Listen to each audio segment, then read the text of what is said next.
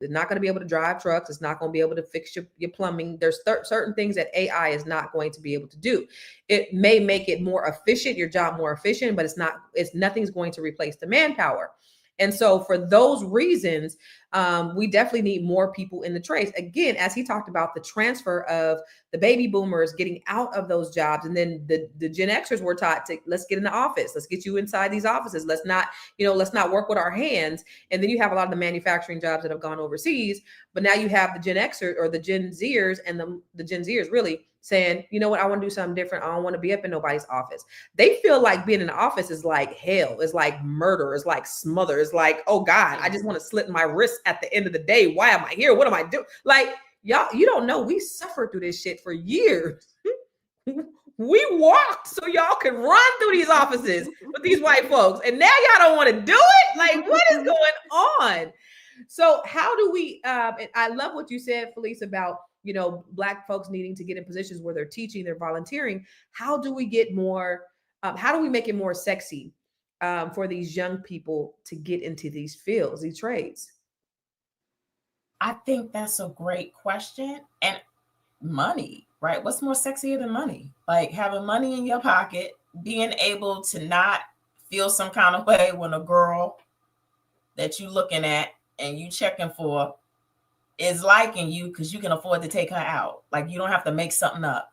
And so the fact that you'll be able to feel like a man, feel like you're able to contribute in ways that you probably wouldn't. And I think that's what a lot of our problems are with our Black boys, is that they don't have the confidence. They are feeling some kind of way because they can't go, and they can't be a part of because they don't have funds. Mm-hmm. And so I think the thing is, like, you can make $70,000 out the gate in 8 weeks if you come to this trade school. It don't get no sexier than that. Like, and seriously, like if you got to do a commercial where the girls are checking for you because you making $70,000 and after 8 weeks of some training, like, yeah, I think that's the sexy way to do it. That's true. Like that money always talks. And most, whether they say it or not, most men do things to impress women.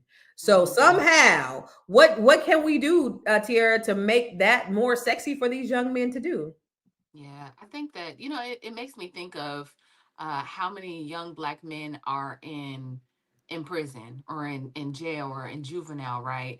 If somebody would have just got to them in a time and said, listen, maybe your options aren't being a thug, but if you go to this trade, you like almost like a mandatory thing where instead of giving them a gun, we gave them a trade school, or like a sometime or sent them off to the army. I'm not against that either, but I just wonder how many men would be there if just given that opportunity or just given that exposure.